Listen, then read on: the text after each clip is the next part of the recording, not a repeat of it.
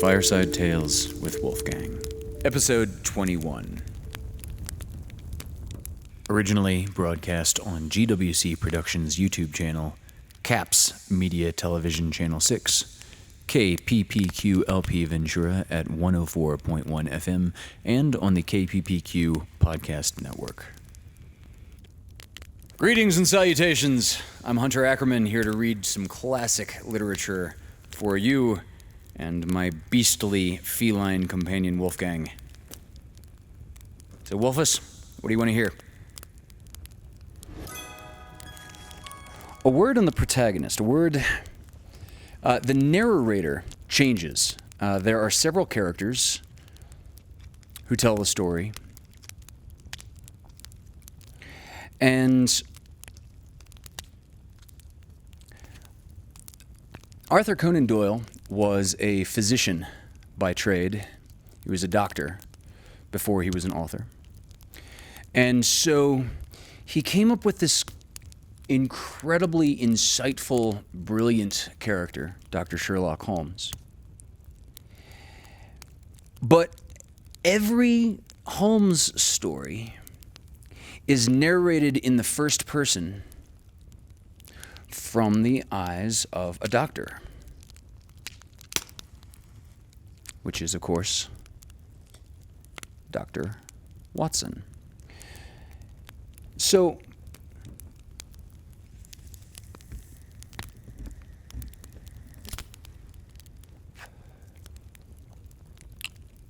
Doyle's point in doing this was quite specific. He very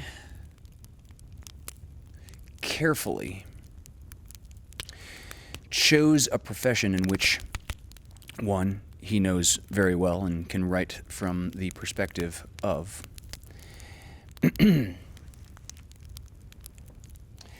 and two, he wanted the protagonist to be exceptionally intelligent. He wanted the audience to know, when cracking open the book, the first thing that I know is that this story is being told by an extremely intelligent, well-read, very well-educated point of view. That point of view is, of course, Dr. Watson. However, at virtually every point, every moment of deduction, every moment of logical induction, Watson is simply blown away. Watson is dwarfed by Holmes' superior intellect. This would only be impressive if we start from the standpoint of an intellectual giant, such as Dr. Watson could actually be said to be. Watson ain't dumb.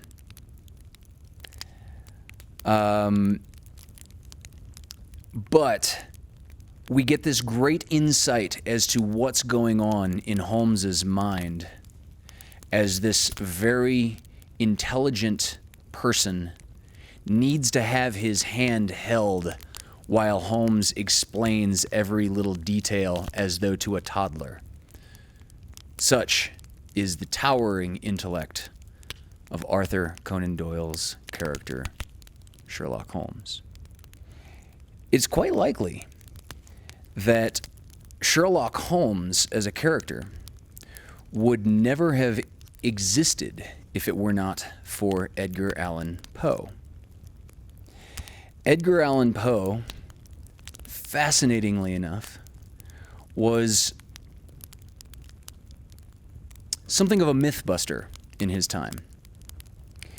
And it was thought at the time that it was around that this mechanical automaton known as the Turk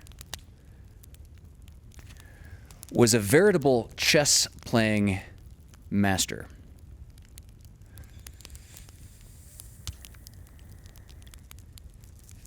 The interesting thing about the Turk, this is real, by the way, totally real. The Turk was a mechanical being. Kind of looked a little bit like that gypsy fortune teller, that Tom Hanks wishes as a little kid to be big and like grows up into Tom Hanks for an entire movie. Kind of looked like that, just a little bit. Except that this was a mechanical thing that could trounce any human chess player that sat down across the board from the carved wooden mechanical hands of this chess master robot called the Turk. Famous people from all over the world came to challenge the Turk. The Turk beat no other than Benjamin Franklin, who was the foreign diplomat to France at the time. And the Turk was on tour and kind of taking all comers. And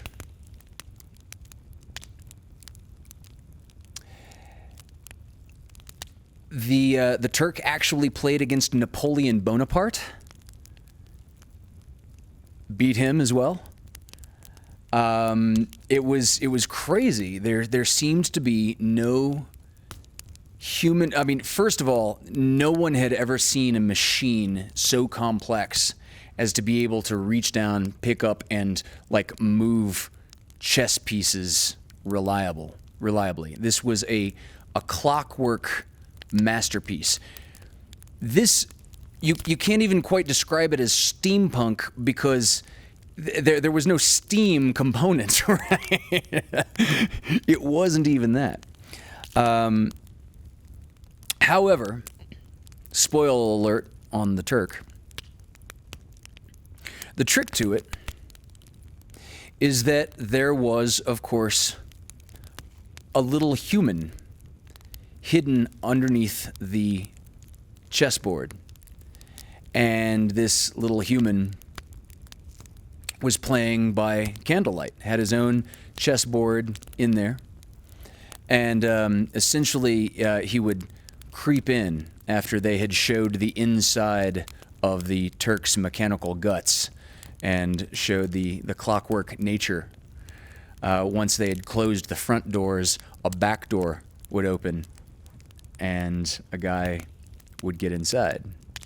And this guy was, of course, a legitimate grand master of chess. The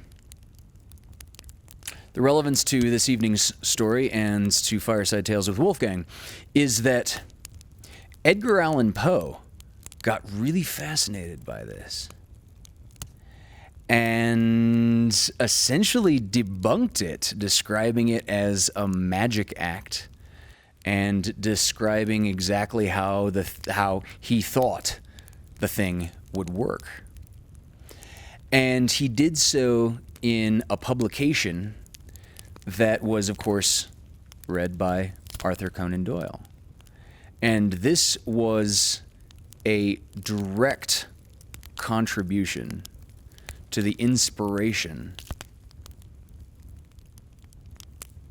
of the protagonist Arthur Conan Doyle would name Sherlock Holmes and would ever only describe in second and third person through the eyes of Dr. Watson.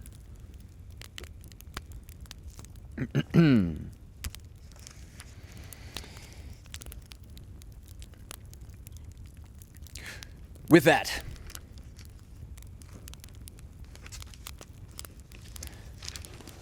Fireside Tales with Wolfgang presents to you The Red-Headed League by Arthur Conan Doyle.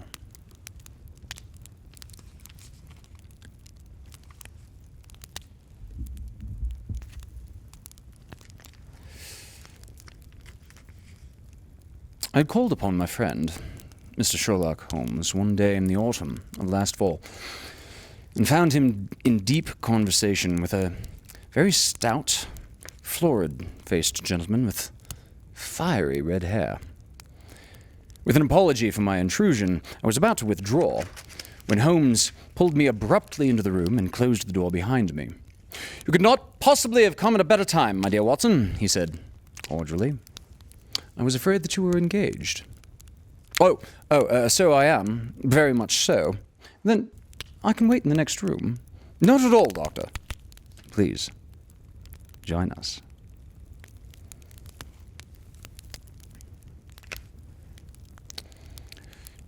Mr. Wilson, Dr. Watson, here, has been my partner and helper in many of my most successful cases, and I have no doubt that he will be of the utmost use to me in yours also. The stout gentleman half rose from his chair and gave a bob of greeting, with a quick, questioning glance from his small eyes. "Mr. Jabez Wilson here has been good enough to call upon me this morning and to begin a narrative which promises to be one of the most singular which I have listened to for some time. Watson, this man's story is certainly among the most unique that I have ever listened to.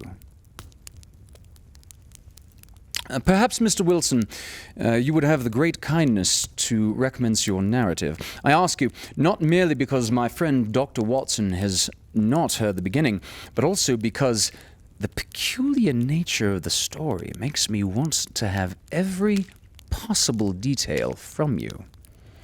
As a rule, when I have heard some part of a case, I'm able to guide myself by the thousands of other similar cases which occur in my memory.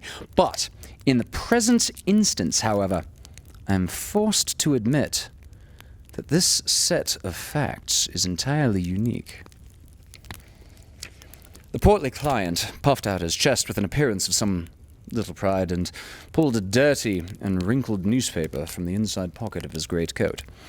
As he glanced down toward the advertisement column, with his head thrust forward and the paper flattened out upon his knee, I took a good look at the man and endeavored, after the fashion of my companion, Mr. Holmes, to read the indications which might be presented by his dress or by his appearance.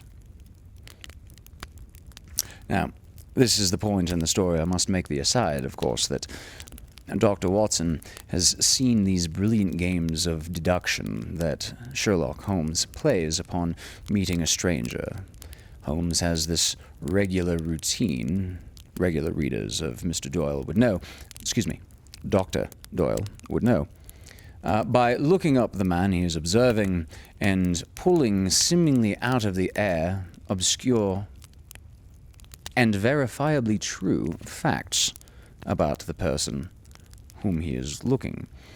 Dr. Watson attempts this feat over and over as almost a device in virtually every work.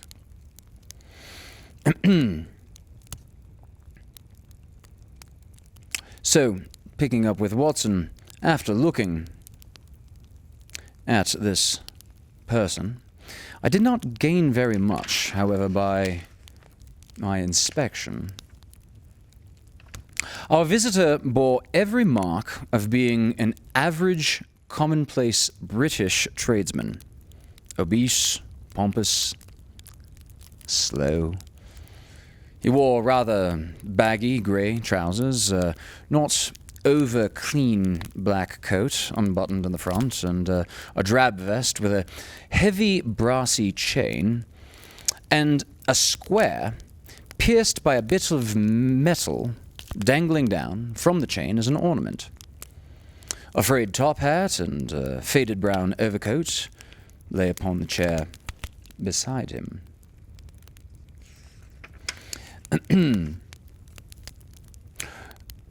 Altogether, look as I would, there was nothing remarkable about the man, saving his blazing red hair and the expression of extreme chagrin and discontent upon his features. Sherlock Holmes' quick eye was alert to how I was trying to read this man's appearance, and he shook his head with a smile as he noticed my questioning glances.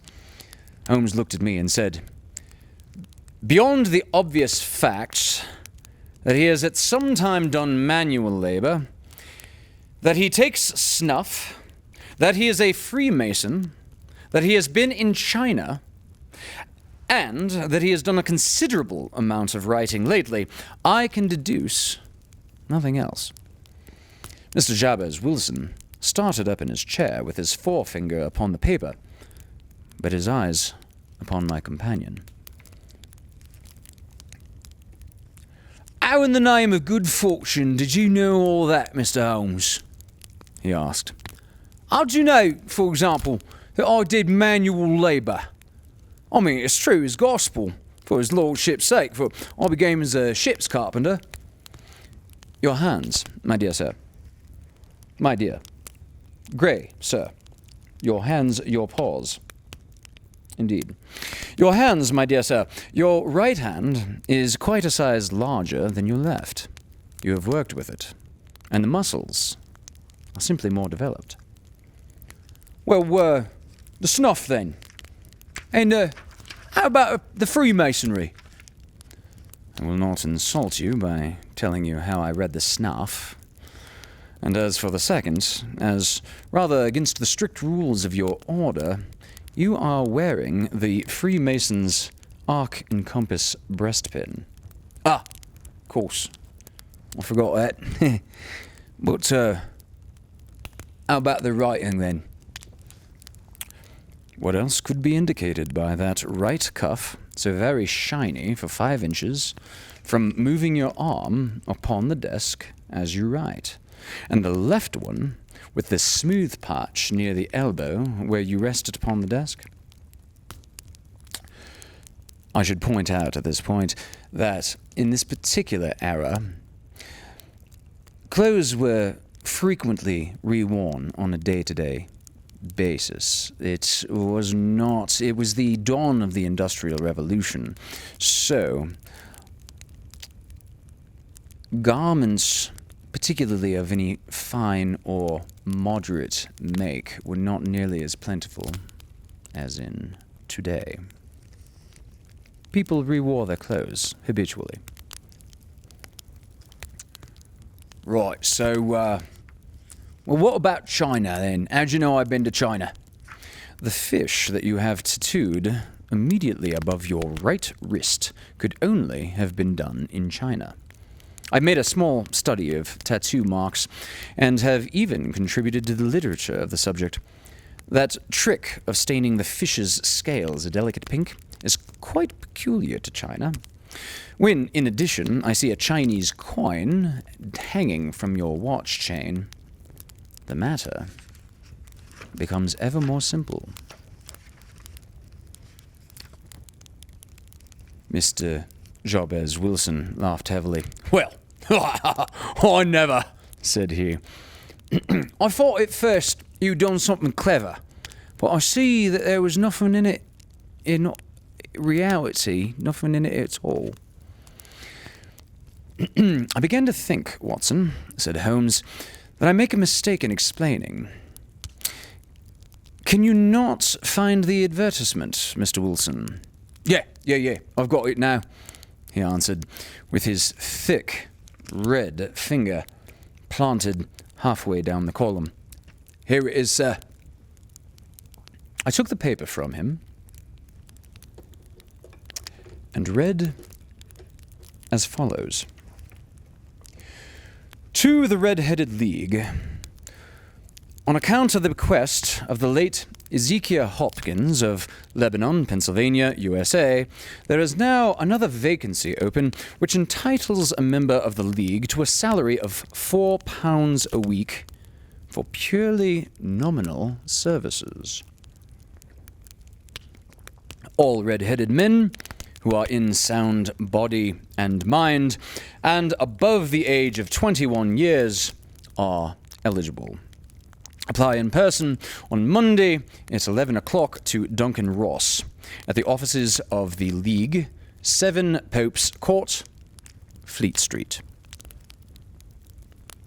By the way, Fleet Street was where Sweeney Todd operated his barber shop, for those of you who are dark musical fans. What on earth does it mean? I said, after I had twice read over the extraordinary announcement. Holmes chuckled and wriggled in his chair, as was his habit when he was in high spirits. It is a little off the beaten track, isn't it? Said he.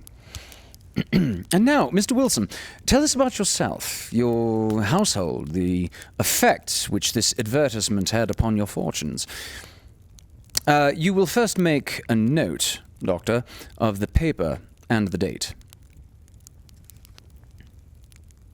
It is the Morning Chronicle of April 27th, 1890, just 2 months ago. Very good. Now, if you please, commence, Mr. Wilson. Well, it's just as I've been telling you, Mr. Sherlock Holmes, said Jabez Wilson, mopping his forehead. I have a small pawnbroker's business at Coburg Square, near the city. It's not a very large affair, and of late years it's not done more than just give me a living. I used to be able to keep 2 assistants, but now I keep only 1, and he is willing to come for half wages, so as to learn the business. And what is the name of this obliging young person? Asked Sherlock Holmes. His name is Vincent Spaulding. He's not such a youth either. It's hard to say his age. I should wish, I never wish at rather a smarter assistant, Mr. Holmes, and I know very well that he could better himself and earn twice what I'm able to give him, but after all, if he's satisfied, why should I put ideas in his head, huh? Why indeed? You seem most fortunate in having an employee who comes for less than full market price. It's not a common experience among employers in this age. I think that your assistant is plausibly as remarkable as your advertisement. Oh, no. He has its faults too, said Mr. Wilson. Never was such a fellow for photography, snapping away with a camera when he ought to be improving his mind, and then diving down into the cellar like a rabbit into his hole to develop those pictures. That's his main fault, but on the whole, he's a good worker. There's no vice in him. He is still with you, then, I presume?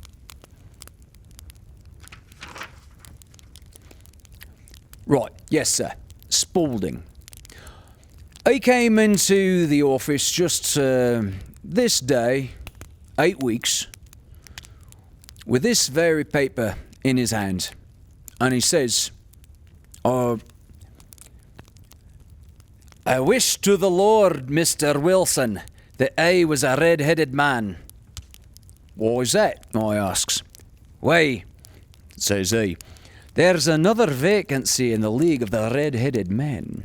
It's worth quite a little fortune to any man who gets it, and I understand that there are more vacancies than there are men to take the places.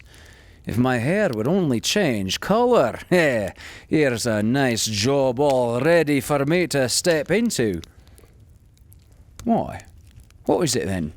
I asked. You see, Mr. Holmes, I'm a very stay-at-home man, and I didn't know how much of it was going on outside, and I was always glad a bit of news. Have you never heard of the League of the Red-Headed Men? He asked. Never. Why, I wonder at that, for you yourself are eligible for one of the vacancies. Aye, right, and what are they worth? I asked.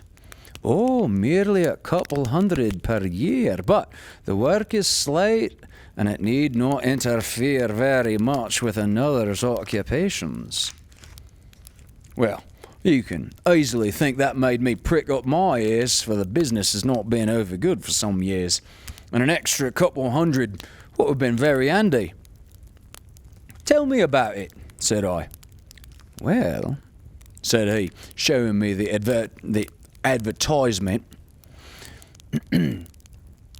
You can see for yourself that the League has a vacancy, and there is the address for which you should apply. As far as I can make out, the League was founded by an American millionaire, Mr. Ezekiel Hopkins, who was quite peculiar in his ways. He was himself red-headed, and he had a great sympathy for all red-headed men. So, when he died, it was found that he had left his enormous fortune in the hands of the trustees, with instructions to apply the interest to the providing men whose hair is of that colour. From all I hear, it was splendid pay and very little to do. But, said I, there will be millions of red-headed men who would apply. Not so many as you might think, he answered. You see, it is really confined to the Londoners and to grown men. This American had started from London when he was young, and he wanted to do the old town a good turn. Then, again, I have heard it is no use your applying if your hair is light red or dark red or anything but real bright, blazing, fiery red. Now, if you cared to apply, Mr. Wilson, you would just walk in, but perhaps it would hardly be worth your while to put yourself out of the way for the sake of a few £100. Now, it's a fact, gentlemen, as you may see for yourselves, that my hair is of a very full and rich tint. So, it seemed to me that if there was any competition in the matter, I stood as good a chance as any man that I had ever met.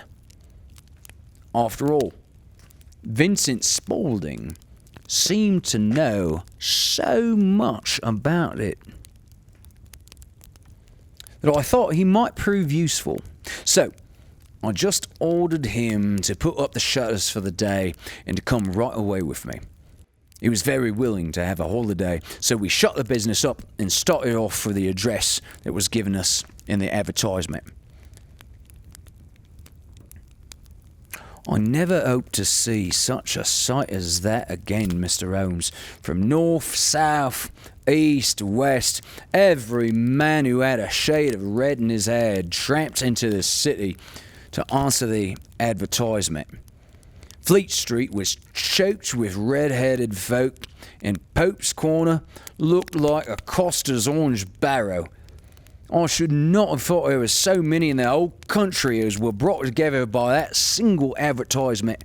Every shade of colour they were: straw, lemon, orange, brick, Irish setter, liver clay, clay red. But as Spaulding said, there were not many who had the real, vivid, flame-coloured tint. When I saw how many were waiting, I would have given up in despair, but Spaulding would not hear of it.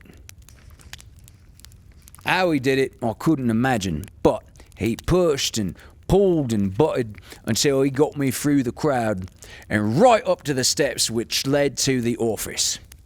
We wedged in as well as we could, and we found ourselves in the office.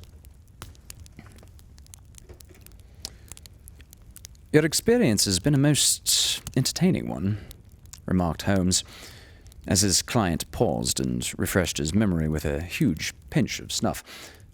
Pray, continue your profoundly interesting statement.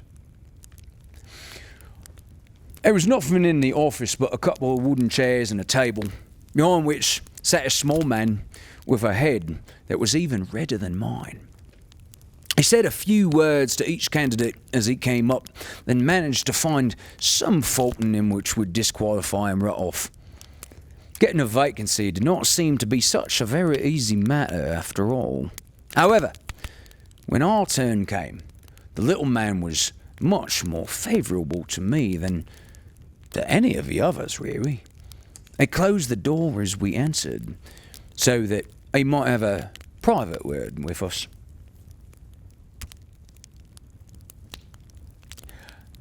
Right, this is Jabez Wilson, said my assistant, and he is willing to fill a vacancy in the league.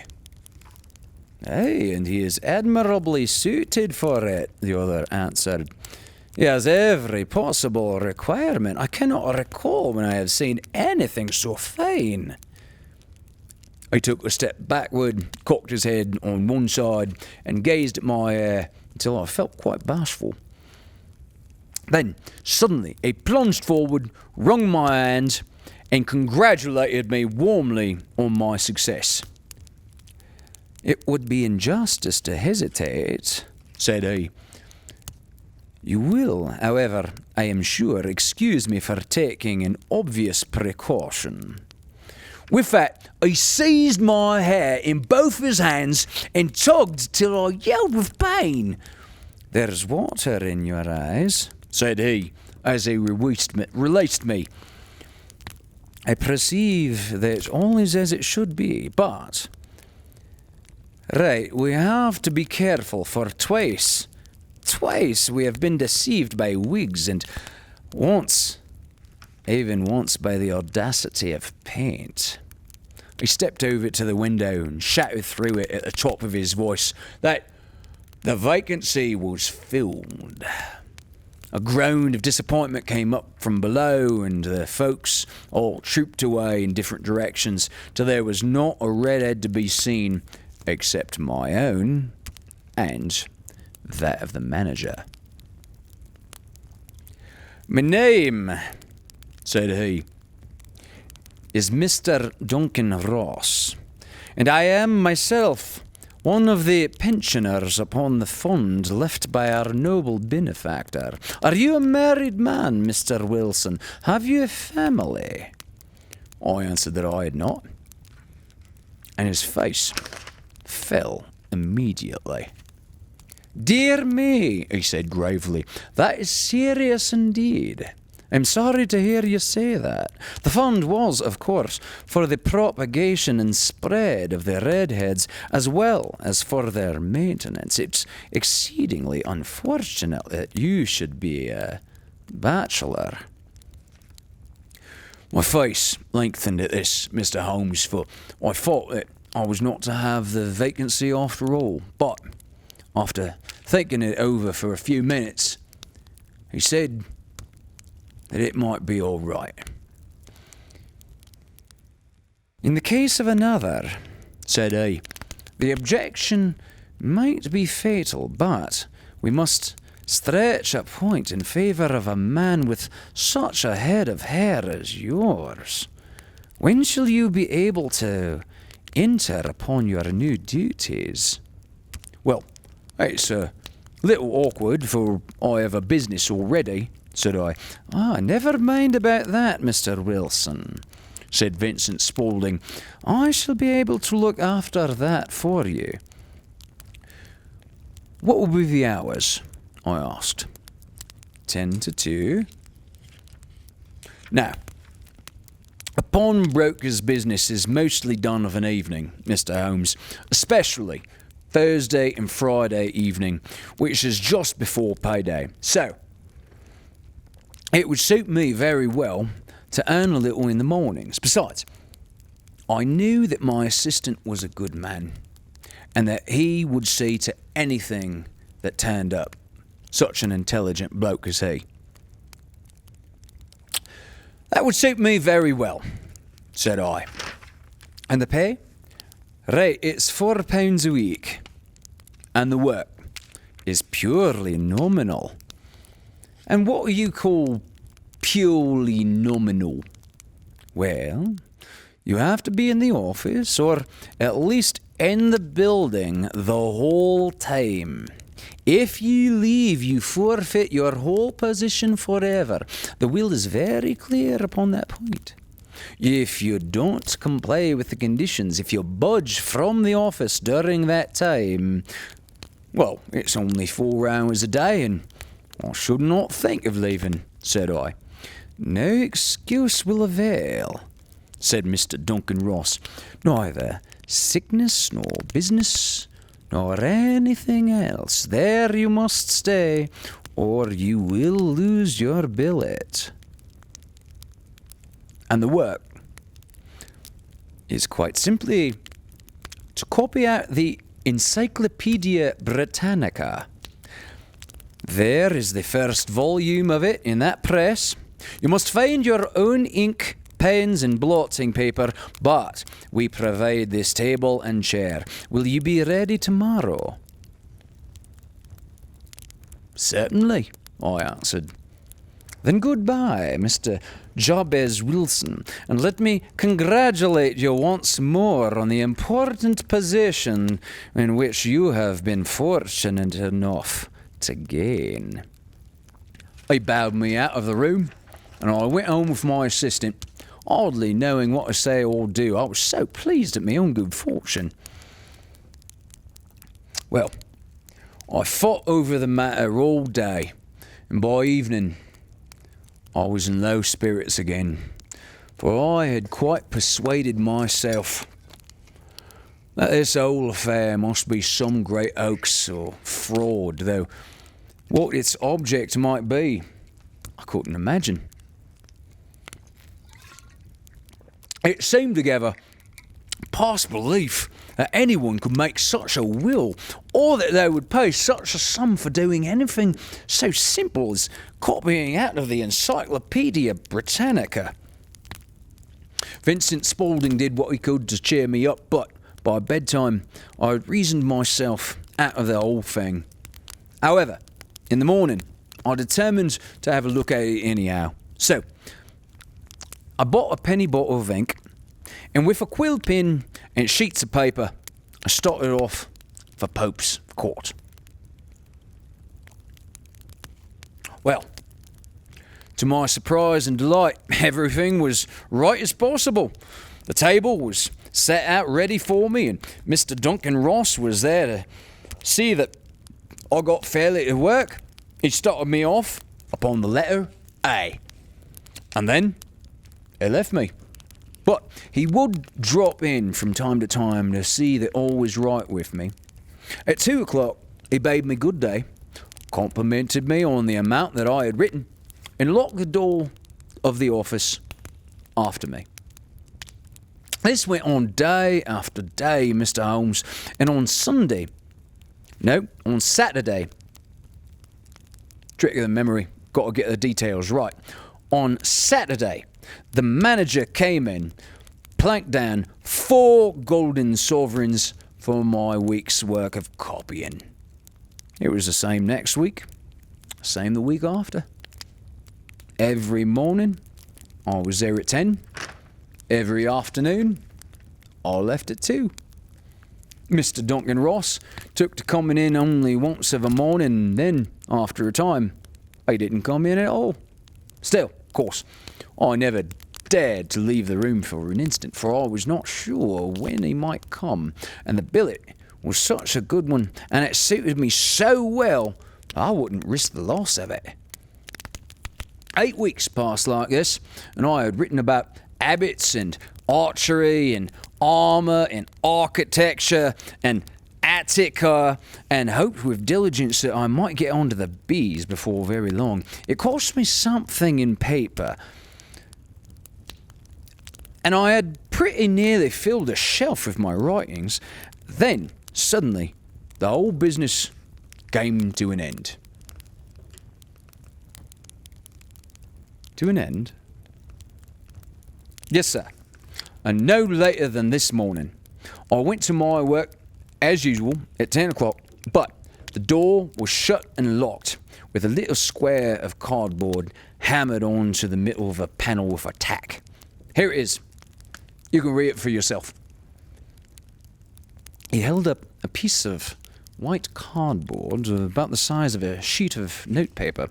It read in this fashion: "The Red-Headed League is dissolved. October 9, 1890. Sherlock Holmes and I surveyed this curt announcement and the rueful face behind it, until the comical side of the affair so completely overtopped every other consideration that we both burst out into a roar of laughter. "I cannot see anything that is there that is funny," cried our client, flushing up to the roots of his flaming head. "If you can do nothing better than laugh at me, I can go elsewhere." No, cried Holmes, shoving him back into the chair from which he had half risen. "I really wouldn't miss your case for the world. It really is most refreshingly unusual. But there is, if you will excuse my saying so, something just a little funny about it."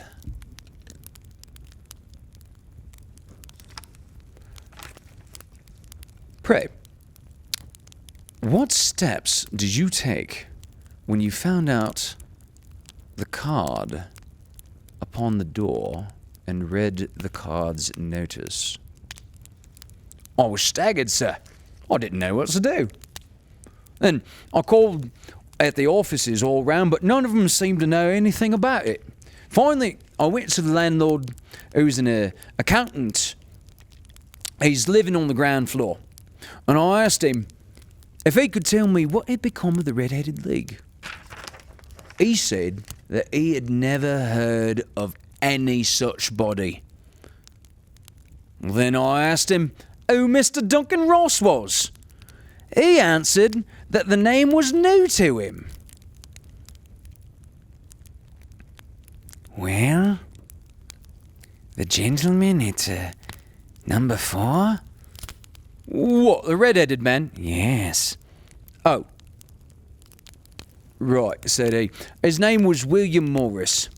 He was a solicitor, and he was using the name as a temporary convenience till his new premises were ready. He moved out yesterday." "Well, where could I find him?" Oh, you could find him at his new offices. He did tell me the address. Yes. 17 King Edward Street, near St. Paul's." I started off, Mr. Holmes, but when I got to that address, it was a manufactory of artificial kneecaps, and no one in it had ever heard of either Mr. William Morris or of Mr. Duncan Ross. "So, what did you do then?" asked Holmes. "I went home to Saxe-Coburg Square and I asked the advice of my assistant, but he could not help me in any way. He could only say that if I waited, I might hear by post."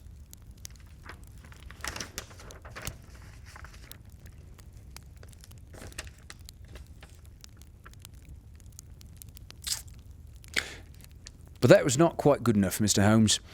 I did not wish to lose such a place without a struggle. So, as I heard that you were good enough to give advice to poor folk who were in need of it, I came right away to you." "And you did very wisely," said Holmes. "Your case is an exceedingly remarkable one, and I shall be happy to look into it.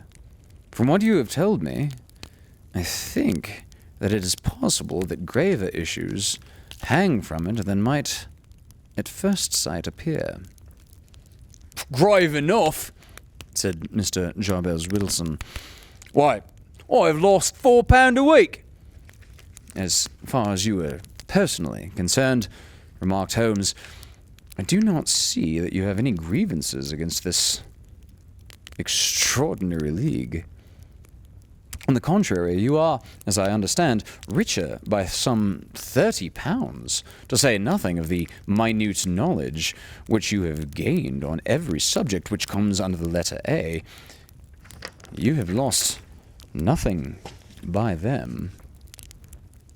No, sir, but I want to find out more about them and who they are and what their object was in playing this prank, if it was a prank, upon me. It was a pretty expensive joke for them, for it cost them 200 and... It cost... No, doing my math wrong. Wish it cost them that much, but it cost them £32. We shall endeavour to clear up these points for you, but first, one or two questions, Mr. Wilson.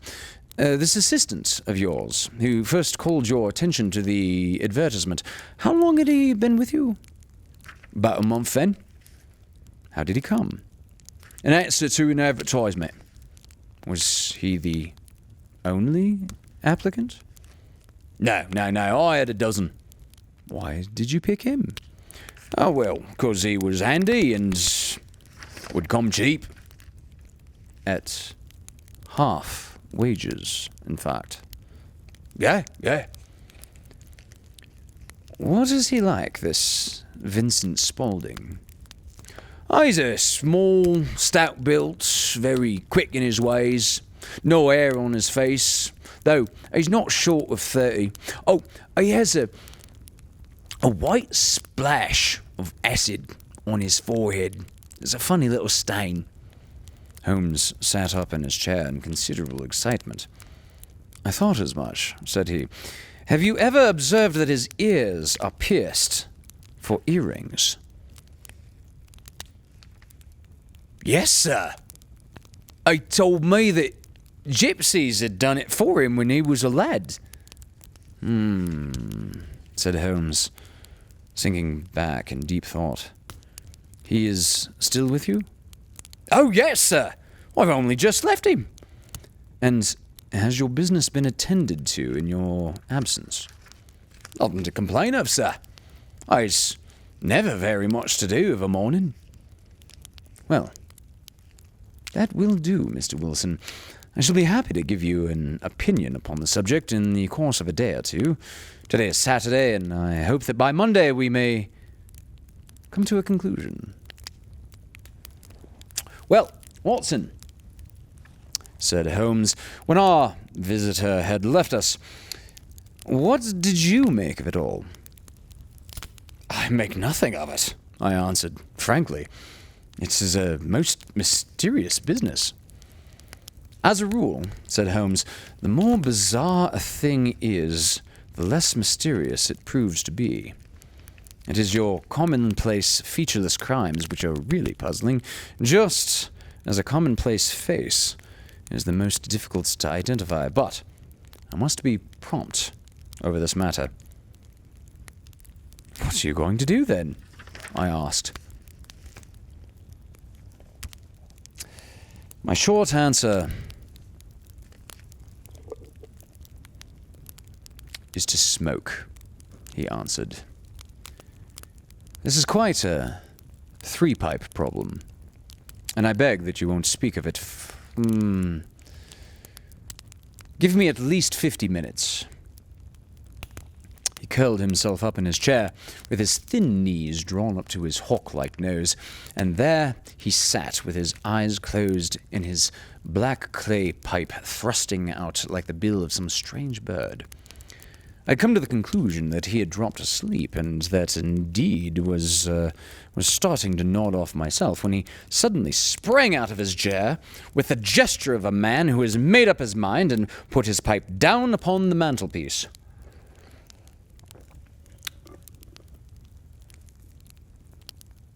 Sarah State plays at the St. James Hall this afternoon, he remarked. What do you think, Watson? Could your patients spare you for a few hours? I have nothing to do today. My practice is never very absorbing. Then put on your hat and come. I'm going through the city first. We can have some lunch on the way. I observe that there's a good deal of German music on the program, which is rather more to my taste than Italian or French. It is introspective and Frankly, I want to introspect. Come along. We traveled by the Underground, which is the British subway, of course, as far as the city of Aldersgate, and a short walk took us to Saxe Coburg Square, a scene of the singular story which we had listened to in the morning. It was a poky, little, shabby, genteel place. 3 gilt balls in a brown board with Jabez Wilson in white letters announced the place where our red-headed client carried on his business. Sherlock Holmes stopped in front of it with his head on one side and looked it over, with his eyes shining brightly between puckered lids. Then he walked slowly up the street and then down again to the corner, still looking keenly at the houses. Finally, he returned to the pawnbroker's and, having thumped vigorously upon the pavement with his stick 2 or 3 times, he went up to the door and knocked. It was instantly opened by a bright-looking, clean-shaven young fellow who asked him to step in. "Oh, thank you," said Holmes. "I only wished to ask you how you would go from here to the Strand." "Third right, fourth left," answered the assistant, promptly, closing the door. "Smart fellow, that," observed Holmes as we walked away. "He is, in my judgment, the 4th smartest man in all of London, and for daring I'm not sure that he has not a claim to be 3rd. I've known something of him before." "Evidently," said I, "Mr. Wilson's assistant counts for a good deal in this mystery of the Red-Headed League. I'm sure that you indeed inquired your way merely in order that you might see him." "Not him." "Well, what then?" "The knees of his trousers." "And what did you see?" "What I expected to see." "And why did you beat the pavement?" "My dear doctor, this is a time for observation, not for talk. We are spies in an enemy's country. We know something of Saxe Coburg Square. Let us now explore the parts which lie behind it. Let me see," said Holmes, standing at the corner and glancing along the line. "I should like just to remember the order of the houses here. It's a hobby of mine to have an exact knowledge of London. There is Mortimer's, the tobacconist, the little newspaper shop, the Coburg branch of the City and Suburban Bank, the vegetarian restaurant, McFarlane's carriage building depot. That carries us right on to the other block. And now, Doctor, we've done our work, so it's time we had some play. A sandwich and a cup of coffee, then off to Violin Land, where all is sweetness and delicacy and harmony, and there are no red-headed clients to vex us with their conundrums." My friend was an enthusiastic musician, being himself not only a very capable performer, but a composer of no ordinary merit. All the afternoon he sat wrapped in the most perfect happiness, gently waving his long, thin fingers in time to the music. "You want to go home, no doubt, Doctor," he remarked as we emerged from the performance hall. "Yes, it would be as well. And I have some business to do which will take some hours. This business at Coburg Square is serious." "Why serious?" "A considerable crime is in contemplation. I have every reason to believe that we shall be in time to stop it, but today being Saturday rather complicates matters. I shall want your help tonight." "At what time?" 10 will be early enough. "I shall be at Baker Street at 10. Very well. And I say, Doctor, there may be some danger, so kindly put your army revolver in your pocket. He waved his hand, turned on his heel, and disappeared in an instant among the crowd. I trust that I am not more dense than my neighbors, but I was always oppressed with a sense of my own stupidity in my dealings with Sherlock Holmes. Here, I had heard what he had heard. I had seen what he had seen. And yet, from his words, it was evident that he saw clearly not only what had happened, but what was about to happen. While to me the whole business was still confused and grotesque. That was part 1 of Arthur Conan Doyle's The Red-Headed League. Join us next week for the conclusion. Thank you for joining us for this episode of Fireside Tales with Wolfgang. To view more of my work, check out my YouTube channel at Hunter's Acoustic Cabin. Directed by Hunter Ackerman. Endorsed by Wolfgang Beastly. Produced by GWC Productions. Originally broadcast on GWC Productions' YouTube channel, CAPS Media Television Channel 6, KPPQ LP Ventura at 104.1 FM, and on the KPPQ Podcast Network.